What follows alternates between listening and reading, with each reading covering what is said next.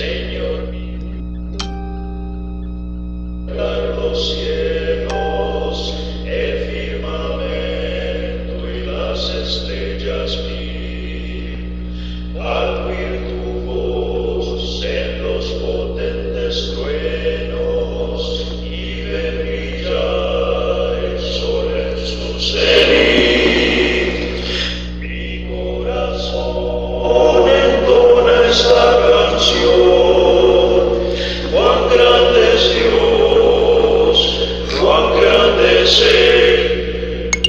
Mi corazón entona esta canción, cuán grande es Él, cuán grande y fiel. Al recorrer los montes y los valles y ver las bellas flores al pasar, al escuchar el canto de las aves y el murmurar del claro manantial, mi corazón entona esta canción, cuán grande es Dios, cuán grande es Él. Mi corazón entona esta canción, cuán grande es Él, cuán grande y fiel. Cuando recuerdo del amor divino que desde el cielo al Salvador envió. Hola, bendiciones. Nuevamente, por la gracia de Dios, aquí para compartir un mensaje más en esta serie que hemos titulado Discípulo. Y bueno, la enseñanza de hoy, el cual voy a compartir a través de la Escritura, es una enseñanza para reflexionar, es una enseñanza para analizar, es una enseñanza para escudriñar en todos sentidos, porque es una enseñanza que en muchas ocasiones ha sido utilizada para un fin totalmente diferente que el propósito inicial por el cual el maestro, nuestro maestro, la dio. Por eso vale la pena hacer la reflexión exhaustiva, vale la pena aplicar muchas de las reglas que de una u otra manera nos dicta la hermenéutica y algunos otros estudios en torno a cómo poder discernir adecuadamente algunos pasajes de la Escritura. Y bueno, aunque me lleve un poquito de tiempo, es necesario hacerlo. Y bueno, este mensaje lo estoy compartiendo ahorita, y para quienes se conecten o lo demás, pues bienvenidos y lo que sea, pero este mensaje lo voy realmente a empezar a compartir el día de mañana. Y lo voy a hacer así porque por la mañana tuve el privilegio, la bendición de compartir un mensaje ahí con nuestros hermanos en el Instituto Baxter allá en Honduras. La verdad, soy privilegiado el que me hayan invitado. No sé, pero yo sé que es la gracia de Dios, pero no solamente por eso, es que este mensaje que voy a grabar ahorita lo voy a compartir mañana. Algunas ocasiones anteriores he comentado que el día de mañana voy a recibir láser argón en mis dos ojos, y bueno, pues cada vez que me hacen algún tratamiento de ojos prácticamente me dejan así sin mucha visión para el resto del día, en lo que tardo a recuperarme. Entonces el día de mañana pues obviamente no voy a poder grabar, y este mensaje lo voy a volver a compartir como si fuera el mensaje de mañana, ¿no? Entonces, para quienes estén escuchando, quienes se vayan a conectar, pido una disculpa. Y yo siempre he dicho que hasta que el Señor diga voy a compartir todos los días, y lo voy a seguir haciendo, pero ahorita sí, a causa de fuerza mayor por lo del problema de mis ojos, el día de mañana no voy a grabar y voy a compartir este mismo mensaje en todo lo que hago todos los días. Y pues por tu comprensión, muchas gracias. Y bueno, decía yo que este pasaje es el pasaje que en algunas escrituras como título tiene el Lázaro y el rico. Y bueno, como dije antes, hay que analizarlo y voy a tardarme un poquito, pero vamos a reflexionar porque de verdad vale la pena. Estuve indagando, estuve escudriñando algunos escritos, algunos comentarios al respecto, y vale la pena todo esto que hice, un resumen de todo lo que vi, porque me parece importante para cada uno de cada uno de nosotros. Este artículo o este pasaje es parte del estudio titulado Resurrección o vida inmediatamente después de la muerte. Y bueno, hay que leer también algunos otros estudios al respecto. Pero hasta ahora hemos visto que la Biblia claramente enseña que los muertos están muertos. Es decir, están sin conciencia, esperando la resurrección. Esto que reconocemos está en contra de la opinión tradicional que cree que aunque alguien esté muerto, su alma sigue viviendo. Esa es una tradición, esa es una costumbre que se ha seguido por tradición. Y si tú ves a la gente cuando alguien fallece, ya está imaginando que a dónde va, a dónde está, o que incluso su alma vive penando. Esto es totalmente contrario a lo que enseña en general la Escritura. Sin embargo, ya hemos visto de una multitud de escrituras que esta opinión tradicional no puede ser correcta, puesto que contradice a la Escritura misma. Hay unos pocos pasajes en la Biblia que, siendo mal entendidos, son usados por la tradición para apoyar su doctrina de una supuesta vida inmediatamente después de la muerte. Un pasaje así, que es el que estamos analizando, es lo que habla Lucas capítulo 16, versículo 19 al 31. Dice: había un hombre rico que se vestía de púrpura y de lino fino, y hacía cada día banquete con esplendidez. Había también un mendigo llamado Lázaro, que estaba echado a la puerta de aquel, lleno de llagas, y ansiaba saciarse de las migajas que caían en la mesa del rico, y aún los perros venían y le lamían las llagas. Aconteció que murió el mendigo, y fue llevado por los ángeles al seno de Abraham. Y murió también el rico, y fue sepultado.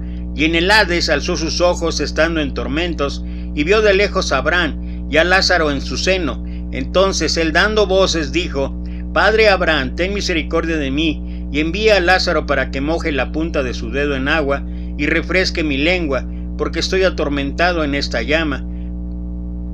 Pero Abraham le dijo: Hijo, acuérdate que recibiste tus bienes en tu vida, y Lázaro también males, pero ahora éste es consolado aquí y tú atormentado. Además de todo esto, una gran sima está puesta entre nosotros y vosotros, de manera que los que quieran pasar de aquí a vosotros no pueden, ni de allá pasar acá. Entonces le dijo: Te ruego pues, Padre, que le envíes a la casa de mi padre, porque tengo 5 hermanos, para que les testifique, a fin de que no vengan ellos también a este lugar de tormento. Y Abraham le dijo: A Moisés y a los profetas tienen, óiganlos. Él entonces dijo: No, padre Abraham, pero si alguno fuere a ellos de entre los muertos, se arrepentirán. Mas Abraham le dijo: Si no oyen a Moisés y a los profetas, tampoco se persuadirán, aunque alguno se levantare de los muertos. Ahora, antes de que digamos algo sobre el pasaje, especialmente uno que parece contradecir muchos otros pasajes en la Escritura, tenemos que estudiar su contexto, que es una de las reglas de hermenéutica, es una de las reglas que nos ayudan a entender y comprender mejor el significado en cada pasaje, en cada versículo, en cada texto. Siempre hay que leer el contexto, siempre hay que leer el origen, siempre hay que leer a los oyentes, o sea, a quién se estaba dirigiendo la enseñanza, si es las cartas en el Nuevo Testamento, pero en este caso, ¿a quién le estaba dirigiendo la enseñanza, o quién la advertencia o la amonestación? Nuestro Señor Jesucristo. ¿A quién contó Jesús esa historia? Eso podemos encontrarlo fácilmente viendo los versos que preceden al pasaje anterior. Empezando en Lucas 16:1, podemos ver que el Señor habló a sus discípulos. Ahí en Lucas 16:1 está hablando específicamente a sus discípulos y les dio una enseñanza que terminó con la siguiente conclusión: ningún siervo puede servir a 2 señores, porque odiará a uno y amará al otro, o amará al uno y menospreciará al otro.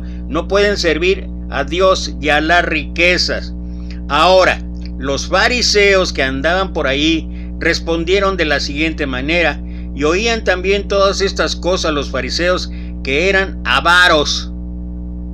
Fíjate, eran avaros y se burlaban de él. Fíjate hasta dónde habían llegado, hasta dónde estaban llegando ya los fariseos. Es lo que dice Lucas 16:14. Luego Jesús continuó y les respondió.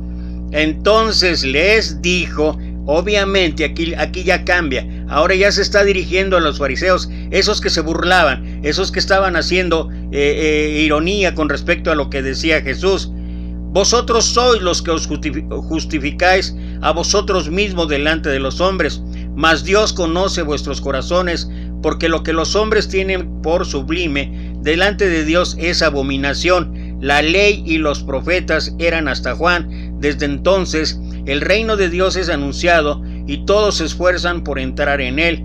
La ley y los profetas eran hasta Juan. Desde entonces el reino de Dios es anunciado y todos se esfuerzan por entrar en él.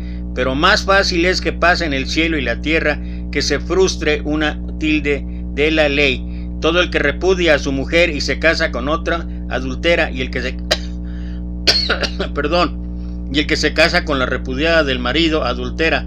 Había un hombre rico que se vestía de púrpura y de lino fino y hacía cada día banquete con esplendidez. O sea, si nosotros analizamos ese contexto, si nosotros analizamos primero a quién se está dirigiendo nuestro Señor y cómo dentro de la enseñanza que empieza a dar con respecto al tipo de oyentes que ahora tiene, específicamente a los fariseos, hasta parece un tanto como fuera de forma el que haya metido ahí acerca del divorcio, acerca de lo que hablaban ellos, y que incluso alguna vez trataron de tentarlo, ¿no? ¿Por qué dio Moisés carta de divorcio? Y ahí también estableció el Señor por la dureza de sus corazones. Y esa dureza de corazones era lo que hacía una y otra vez los fariseos, tratándose de justificar por sus obras, tratándose de justificar por su conocimiento, por su autosuficiencia. Y por eso, intencionalmente se ha incluido el verso 19 en el pasaje anterior, porque esto es parte de la misma plática que empezó en el verso 15 y que estaba dirigido a ellos, a los fariseos. Fue a ellos a quien Jesús contó la historia de Lázaro y el rico. No estaba dando un sermón a la gente o enseñando a sus discípulos, aunque ahí estaban presentes. Más bien, sus ojos estaban mirando a los fariseos y sus palabras estaban dirigidas a ellos. Fue solamente hasta que terminó esta historia que se volvió a los discípulos, porque allá en Lucas capítulo 17 versículo 1, que es la consecuencia de todo lo que contó acerca del rico y Lázaro, nuestro Señor dice, luego dijo a sus discípulos. Ahora nuevamente otra vez va a hablar a sus discípulos. Eso nos ayuda a entender lo que estamos tratando de explicar en cuanto a quién estaba dirigida la enseñanza, a quién estaba dirigida la advertencia, la amonestación, o llámale como quieras. Pero lo que sí es cierto es que nosotros tenemos que considerar, porque si no, lo que sucede es que a través de lo que ha hecho muchos grupos religiosos, jalar algún pasaje, jalar algún texto y de ahí elaborar una enorme doctrina que está basada en mandamientos y en enseñanzas de hombres, y que no tiene nada que ver con lo que claramente explica la Escritura en todo su contexto general. En otras palabras, viendo el capítulo 16 como un entero, podemos ver que lo que el Señor dijo en el capítulo estaba dirigido a dos grupos diferentes de personas. Lo que dijo de Lucas 16, 1 al 14, estaba dirigido a los discípulos, con los fariseos escuchando. Los fariseos reaccionaron a esto burlándose de él. Y luego de los versículos 15 al 31, donde se incluye la historia del rico y Lázaro, la cual incluye lo que estoy diciendo, lo que incluye la historia, volteó hacia los fariseos y se dirigió a ellos. Cuando terminó con ellos, volteó de nuevo hacia sus discípulos, lo que establece Lucas 17:1. Por tanto, el Señor dirigió la historia de Lázaro y el rico a los fariseos. Ahora, viendo esta historia, es posible que nos quedemos muy perplejos, ya que hay elementos en ella que no se ven en ninguna otra parte de la Biblia. Vamos a ver y vamos a analizar y vamos a reflexionar algunos de estos. El hombre rico murió y fue al Hades, donde aparentemente estaba siendo atormentado. Como parece ser el pasaje, aún estaba consciente, ya que podía ver, sentir y hablar. Además, aún tenía simpatía y preocupación por sus hermanos y quería advertirles. Esta descripción de Hades y el estado de los muertos es una obvia contradicción con muchas escrituras, algunas de las cuales damos a continuación. Eclesiastés capítulo 9, versículo 4 al 6 y luego el 10. Aún hay esperanza para todo aquel que está entre los vivos, porque es mejor perro vivo que león muerto. Porque los que viven saben que han de morir, pero los muertos nada saben, ni tienen más paga, porque su memoria es puesta en olvido. También su amor y su odio y su envidia fenecieron ya, y nunca más tendrán parte en todo lo que se hace debajo del sol. Todo lo que te viniera a la mano para hacer, hazlo según tus fuerzas, porque en el Seol es tanto en el Nuevo como en el Antiguo Testamento, puede ser el Hades o puede ser el Seol. A donde vas no hay obra, ni trabajo, ni ciencia, ni sabiduría. Salmo 6:5. Porque en la muerte no hay memoria de ti. En el Seol, ¿quién te alabará? Hebreo, Seol, Hades en la Septuaginta. Salmo 31:17. No sea yo avergonzado, oh Jehová, ya que te he invocado. Sean avergonzados los impíos, estén mudos en el Seol. Hebreo, Seol, Hades en la Septuaginta. Salmo 115:17. No alabarán los muertos al Señor, ni cuantos descienden al silencio. Septuaginta, bajar al Hades, es decir, Hades es igual a silencio. Salmo 39. ¿Qué provecho hay en mi muerte cuando descienda a la sepultura? Te alabará el polvo, anunciará tu verdad. Isaías 38, 18 y 19. Porque el Seol no te exaltará, ni te alabará la muerte, ni los que descienden al sepulcro esperarán tu verdad. El que vive, ese te dará alabanzas, como yo hoy. El Padre hará notoria tu verdad a los hijos. Como es obvio de lo anterior, Seol en hebreo o Hades en griego es un lugar de silencio o inconsciencia. No hay tormento ni refrigerio, no hay sentimientos de simpatía y no hay conocimiento. Verdaderamente hay más de 70 apariciones de la palabra Seol o Hades en la Biblia. En ningún lado vemos en ella las características que vemos en la historia anterior. En nuestra historia vemos al hombre rico en el Hades, hablando, sintiendo, teniendo simpatía y siendo atormentado. ¿Por qué? Antes de ver el por qué, vamos también a ver algunos otros puntos de esta historia. Vamos a enfocarnos en Lázaro. Entonces, para Lázaro leemos Lucas 16:22. Aconteció que murió el mendigo y fue llevado por los ángeles al seno de Abraham, y murió también el rico y fue sepultado.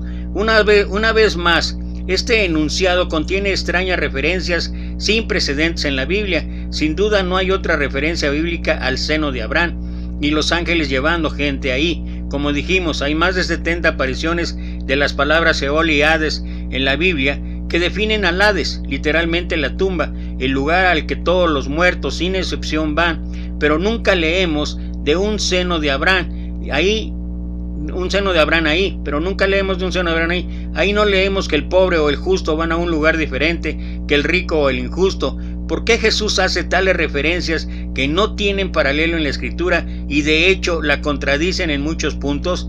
La respuesta la podemos encontrar regresando al contexto. Fíjense, regresando al contexto. ¿A quién estaba dirigiendo Jesús esta historia? Como vimos, no se trataba de una enseñanza general sobre los muertos, sino que estaba dirigida específicamente a los fariseos que se burlaron de él, porque estaba enseñando de que no hay forma de servir tanto a Dios como al dinero.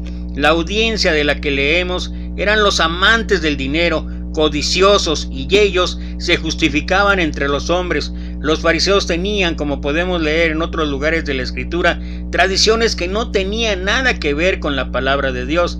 Creían cosas que eran ajenas a la Escritura y hacían que la palabra de Dios no tuviera efecto. Un ejemplo de ellos, cuando ellos se juntaron para que venir a los discípulos y reclamarles que por qué estaban comiendo con las manos inmundas, por qué no se lo habían lavado, y que todo esto era parte de una tradición, de una enseñanza. No era algo escrito en la ley, no era un mandato de Dios a través de la ley, era una tradición que ellos habían habían impuesto. Y la respuesta de nuestro Señor, ¿qué fue? Enseñando como doctrinas, mandamientos de hombres, porque dejando el mandamiento de Dios, os aferráis a la tradición de los hombres. Y luego más tarde reitera esto diciéndoles, invalidando la palabra de Dios con vuestra tradición que habéis transmitido, y muchas cosas hacéis semejantes a esta. O sea, dentro de todo esto que está hablando el Señor, en esta enseñanza, en esta parábola, si le quieres llamar así, o en esta reflexión del rico y Lázaro, está a quién se está dirigiendo, por qué lo está haciendo así, por qué lo está llevando a cabo de esa manera. La última frase, y muchas cosas hacéis semejantes a esta, demuestra que lo anterior no fueron los únicos ejemplos donde los fariseos se estaban desviando claramente de la Escritura. De hecho, como hoy en día pasa muchas veces, han reemplazado la palabra de Dios con sus tradiciones. Sus enseñanzas no eran enseñanzas que venían de la Escritura, sino tradiciones sin base alguna en la Biblia, y de hecho tradiciones que descaradamente la contradecían. Ahora, ¿por qué digo todas estas cosas de los fariseos? La razón es simple, porque el seno de Abraham y las otras cosas extrañas que aparecen en la historia de Lázaro y el rico no aparecen en ninguna otra parte de la Biblia, y de hecho contradicen otras referencias en la Biblia. Si aparecen en las tradiciones, sí aparecen en las tradiciones que los fariseos creían. Aquí les presento lo que la enciclopedia de un grupo religioso numeroso dice sobre las creencias de los judíos del primer siglo. En la Santa Biblia, dice ellos, según su tradición, según su escrito de este grupo religioso, recuerda que no me gusta mencionar nombres, se encuentra solamente en 2 versos del Evangelio de San Lucas. Ocurre en la parábola de Lázaro y el rico, cuyas imágenes son arrojadas directamente de las representaciones populares del mundo o culto de los muertos, los cuales había en el presente tiempo de nuestro Señor. De acuerdo a las concepciones judías de aquel día, las almas de los muertos eran reunidos en un lugar general embriagado, el Seol de la literatura del Antiguo Testamento y el Hades de las escrituras del Nuevo Testamento. Sin embargo, una discriminación local existía entre ellos de acuerdo a sus obras durante su vida mortal. El mundo oculto de los muertos, las almas de los justos, ocupaban una morada o compartimiento de su propiedad, la cual estaba distintivamente separada por una pared de la morada o comportamiento a la cual las almas de los malos eran consignadas. Esto último era un lugar de tormento, el otro un lugar de dicha y seguridad, conocido bajo los nombres de paraíso y el seno de Abraham. Observa en lo anterior el énfasis a las concepciones judías de aquel día. Aquí no estamos hablando de la escritura basada en tradiciones que se originaron de Dios, sino tradiciones de aquel día, tradiciones, lenguaje que utilizaban ellos, allá el pueblo de Israel, representaciones populares del mundo oculto. El seno de Abraham, donde estaban los justos, los ángeles los llevaban ahí, el castigo del injusto, el caos entre estos 2 lugares y los otros puntos que leímos anteriormente, como la opinión de los fariseos, no tienen paralelo en ninguna otra parte de la Escritura, excepto en la historia de Lázaro y el hombre rico. En otras palabras, lo que el Señor, y nota aquí, es importante esto, note aquí lo siguiente, lo que el Señor usó en esta historia, hablándole a los fariseos, fue lo que los fariseos mismos creían que sucedía después de la muerte. Usó la historia de los fariseos para pasar su propio mensaje, o sea, en su lenguaje, en su tradición, en su vocabulario, en sus creencias, en sus costumbres, en todo lo que ellos creían. Y las cosas no han cambiado mucho, porque hoy en día se sigue lo mismo. Hoy en día se siguen tradiciones que no están en la Escritura, y no estoy juzgando ni estoy queriendo de alguna manera determinar un juicio en torno a quienes lo hacen. Lo hacen porque no tienen el conocimiento, lo hacen porque no tienen la verdad de lo que realmente dice Dios, y por eso ahora una persona muere y de inmediato, no, es que para la mayor parte de la gente, cuando una persona muere, Pero lo bueno es que ya está en el cielo, ya está en el paraíso. Y luego hasta dicen, está intercediendo por mí. Y yo sé que le está pidiendo, cuando que sabemos que el único que intercede por nosotros, ¿quién es? De acuerdo a la Escritura, es nuestro Señor Jesucristo. El único, yo soy el camino, la verdad y la vida. Nadie va al Padre sino por mí. Y la sabiduría popular y la tradición popular, ¿qué indica? Igual que con los judíos, hoy en día muchos estamos absortos o muchos estamos metidos pensando e incluso seguimos ritos, tradiciones de una persona que ya murió y que muy claramente en la Escritura habla y dice que está ahí inmóvil, ya no hay ni pensamiento ni hay nada. Y hoy muchos ritos, muchos rituales se siguen haciendo. ¿Por qué? Por esa persona. Eso no sirve. De acuerdo a lo que dice Dios, no lo que yo digo. De acuerdo a lo que dice Dios, eso no sirve de nada. Y esto es parte de la enseñanza que nuestro Señor Jesús nos muestra ahí, que cuando se requiere o se necesita, va a usar el lenguaje y va a usar la misma creencia, va a usar la misma tradición, en este caso de los fariseos, para explicarles y enseñarles en su propio lenguaje, en su propia lengua, lo desviados que están de la Escritura. Los fariseos mismos creían que sucedía después de la muerte. Usó la historia de los fariseos para pasar su propio mensaje. Podemos entender el punto del Señor en la conclusión que viene en el último enunciado de la historia. Si no oyen a Moisés y a los profetas, tampoco se persuadirán, aunque alguno se levantare de los muertos. Y mira, se supone que en la historia el rico atormentado le dice: Padre, deja que vaya y les avise a mis hermanos para que entiendan qué les puede pasar si no se vuelven a Dios. ¿Y qué es la respuesta? La respuesta dice: si tienen a Moisés, tienen a los profetas, tenemos lo que necesitamos. Y hoy en día igual, lo que necesitamos está ahí en la Escritura. ¿Por qué tenemos que buscar otros caminos? ¿Por qué tanto que la buena vibra? ¿Por qué tanto que la vitalidad, el vigor espiritual? ¿Por qué tanto que esto y que el otro y que aquello? Todas cosas estas que tienen que ver con mandamientos, con tradiciones y con ideas de hombres. Lo específico es como termina el libro de Juan, precisamente, hablando y diciendo: estas cosas y muchas más hizo nuestro Señor Jesús, las cuales pienso que si se escribieran no alcanzarían todos los libros para describirlas. Pero las que conocemos, estas son escritas para que creáis que Jesucristo es el Hijo de Dios. Lo que necesitamos saber está ahí en la Escritura, pero nosotros los seres humanos siempre nos ha gustado ir más allá, siempre nos ha gustado el misterio, siempre nos ha gustado las cosas asombrosas. Este tiempo también de que estamos pasando de pandemia y de aflicción, ¿por qué mucha gente está volteando la mirada a cosas que pueden ser importantes, pero no son las más importantes? Dios sigue en el control y nosotros buscando la energía positiva en no sé qué, hasta en las plantas, en los animales, hasta en la misma naturaleza. ¿Y sabes qué? Las cosas no son así. Y esto es un ejemplo de ello. Obviamente el hombre rico no había escuchado, es decir, no había seguido la palabra de Dios, a Moisés y a los profetas, y terminó atormentado. Es parte de la enseñanza. Era un rico injusto y sus riquezas no le ayudaron a evitar el tormento. Por otro lado, el hombre pobre, aunque era pobre, era un hombre que siguió la palabra de Dios, a Moisés y a los profetas, y por eso terminó en el seno de Abraham. Y esto es exactamente lo que el Señor quería decir a los fariseos. Les dijo en Lucas 16:13: no podéis servir a Dios y a las riquezas. Y oía también todas estas cosas los fariseos, que eran avaros, y se burlaban de él.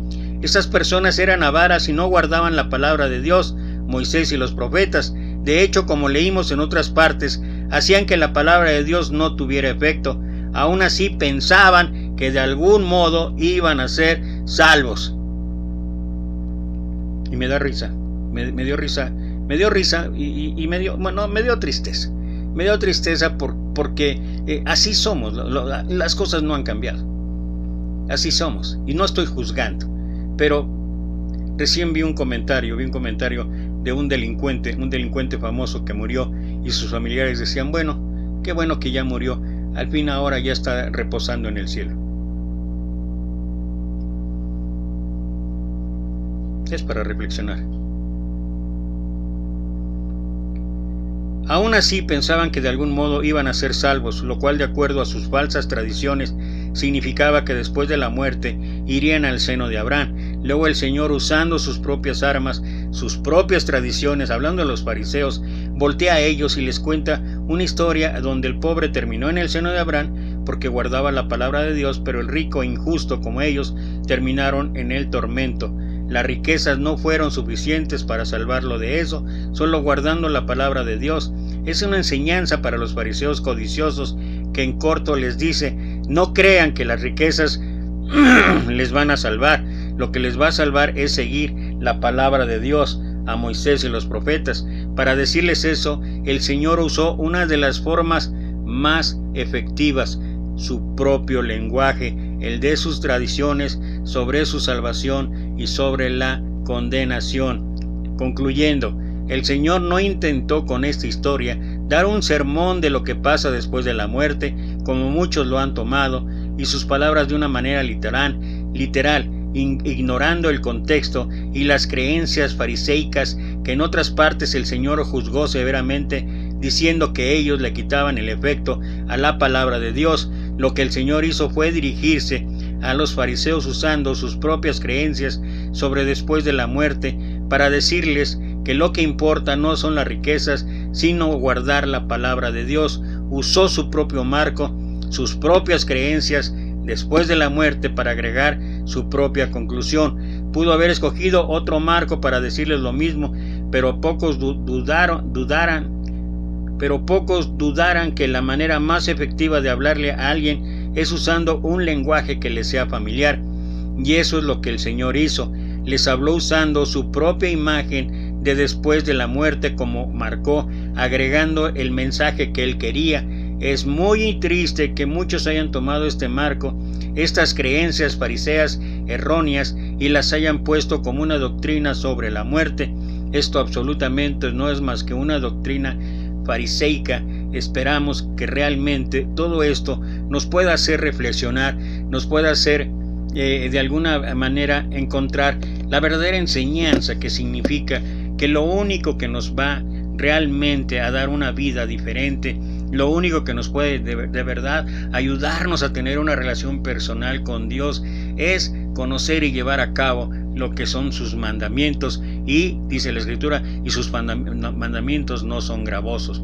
Entonces, después de este análisis que he tratado de compartir de esta enseñanza, no nos queda otra más que incluso entre nosotros cristianos, de verdad, ¿cómo puede ser posible que incluso hasta lo hagamos referencia cuando hablamos del infierno o cuando hablamos de lo que va a ocurrir un día? Siempre nos refiramos o hacemos énfasis en lo que, miren, ya ven lo que le pasó al rico. Si fuera de esa manera, si fuera de ese modo, lo que el Señor condenó no fue que la persona fuera rica, no fue que la persona tuviera riquezas. Lo que realmente condenó, y eso sí está en otros pasajes, como lo que dice Pablo ahí cuando habla y dice que raíz de todos los males es el amor al dinero. No el dinero, es el amor al dinero, el cual, codiciando algunos, se extraviaron de la fe y fueron traspuestos por muchos dolores. Y eso es en realidad la enseñanza. ¿Qué es lo que estamos haciendo? Los tesoros, ¿dónde los estamos haciendo? Hablábamos en el último mensaje, el día domingo, acerca del mayordomo infiel y de no estar usando los dones, las habilidades, los talentos, la riqueza misma, el dinero mismo, para los bienes que requieren y se necesitan para que muchas almas se acerquen a Cristo, para que muchas almas doblen rodilla a Cristo. Y en este caso lo que nos ocupa es estar atentos de que no caigamos en situaciones como los fariseos y que no podamos suplantar el mandato de Dios, la ley de Dios, por tradiciones y costumbres, que eso es lo que más impera hoy en día en muchos grupos religiosos, pero también a veces creo que impera entre nosotros, aquellos que decimos que somos la iglesia verdadera o que somos la iglesia de Cristo. Y precisamente por eso quiero terminar ya este mensaje con esto que escribe el apóstol Pablo aquí en el libro de Colosenses. en el libro de Colosenses, en el capítulo 2, y después de que habla de cómo la labor, cómo el sacrificio y cómo lo demás, a partir del versículo 8 en adelante, y hace una advertencia que nadie los engañe con sutiles, por huecas sutilezas o filosofías, pero después de eso hace algo que de verdad, esto es importante porque se ha vuelto también una tradición. Dice versículo 16, por tanto, nadie os juzgue en comida o en bebida, o en cuanto a días de fiesta, luna nueva o días de reposo, todo lo cual es sombra de lo que ha de venir, pero el cuerpo es de Cristo. Es el mismo principio que establece Pablo ahí en Romanos capítulo 14. Porque el reino de Dios no es comida de bebida, ni bebida, sino justicia, paz y gozo en el Espíritu Santo. Y esto es lo verdaderamente importante. Sin embargo, muy claro habla y dice que todo esto, muchas cosas que llevamos a cabo son sombra de lo que ha de venir, pero el cuerpo, pero la realidad, pero nuestro verdadero objetivo es Cristo. Y luego en el versículo 20, mira, y esto es algo que debemos tomar en cuenta. Pues si habéis muerto con Cristo en cuanto a los rudimentos del mundo, o en cuanto a las costumbres del mundo, en cuanto a lo que hace el mundo, en cuanto a lo que lleva a cabo el mundo, y voy a leer otra vez el versículo en la traducción lenguaje actual. Ustedes están unidos a Cristo por medio de su muerte en la cruz y ya no están sometidos a los espíritus que gobiernan este mundo. Entonces, ¿por qué se comportan como si todavía estuvieran su dominio? ¿Por qué obedecen a quien les dicen? Y regreso a la Reina Valera, dice, ¿por qué? Como si vivieses en el mundo, os sometéis a preceptos tales como no manejes, ni gustes, ni aun toques. Y mira el versículo 22, en conformidad a mandamientos y doctrinas de hombres, cosas que todas se destruyen con el uso. Tales cosas tienen a la verdad cierta reputación de sabiduría, en culto voluntario, en humildad y en duro trato del cuerpo, pero no tienen valor alguno contra los apetitos de la carne. Creo que hay muchas cosas, sería largo enumerar algunas de las que creo yo pasan en nuestra hermandad, y que la verdad se han vuelto más tradiciones de hombres. Cosas como que si el culto se inicia con una alabanza o con una oración, y ahí lo peor de todo es que nos juzgamos unos a otros. No, es que debe comenzar con cosas en conformidad a mandamientos y doctrinas de hombres, y solamente quise mencionar un ejemplo, pero hay muchas cosas más. Lo importante de todo es, bueno, el Señor nos dio una enseñanza, el Señor nos muestra, no estaba yendo en contra de la Escritura, estaba hablando en un lenguaje muy particular para quienes llegaban a realizar toda esa creencia que ellos tenían a través de sus costumbres, a través de sus tradiciones, a través de sus propias leyes, a través de sus propias leyes que ellos crearon. Y fíjate, algo curioso es que en algunas versiones de la Biblia hay en el Antiguo Testamento libros apócrifos, les llaman. Y sabes qué, esos libros no están en el canon bíblico, no están reconocidos como parte de la Escritura. ¿Y sabes por qué muchos de esos libros están ahí? Porque son la base para muchas tradiciones y muchas costumbres y muchas cosas que no son lo que es la voluntad de Dios. Y nosotros tenemos que tener cuidado de esto. La enseñanza es que no es a través de la riqueza, no es a través de la forma en que ellos consideraban en los fariseos tales cosas para llegar a la salvación. La salvación es bien cierto que solamente hay un camino y se llama Jesucristo. Yo soy el camino, la verdad y la vida. Nadie viene al Padre si no es por mí. Y bueno, si hablaba yo de otros grupos, lo que tenemos que hacer, la responsabilidad es mostrarles de una manera dócil, contacto, con mansedumbre, lo que realmente Dios quiere para sus vidas, no con agresiones, no con formas hostiles, sino de una manera suave, con astucia, con prudencia, con paz, y poder mostrarles lo que realmente Dios quiere, y que dejen atrás todas esas tradiciones que todavía son un hecho en este nuestro siglo actual, en nuestra actualidad. Un discípulo tiene que aprender que la verdadera enseñanza viene de analizar, reflexionar y conceptualizar todas y cada una de las enseñanzas de nuestro Señor y entender el porqué de cada enseñanza. Y bueno, es decisión de cada uno llevar a cabo esto.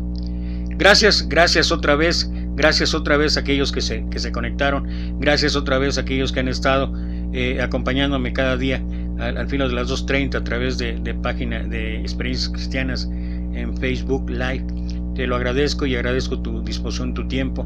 Y bueno, como mencioné, el día de mañana no estaré grabando en vivo por el problema el asunto de mis ojos, pero el día miércoles, si Dios me permite en su gracia, estaremos nuevamente 2:30 de la tarde. Sin embargo, hay mucho material que tengo para seguir compartiendo.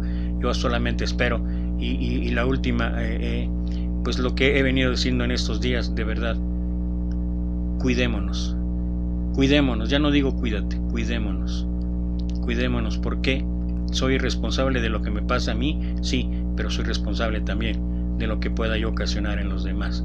Sigamos con las medidas sanitarias, sigamos con todas las indicaciones de parte de las autoridades y llevemos a cabo con la confianza y el conocimiento de que Dios está en el control, pero nos toca hacer nuestra parte. Gracias otra vez. Mientras tanto, te mando 1.000.000 de bendiciones y nos vemos pronto. Hasta luego.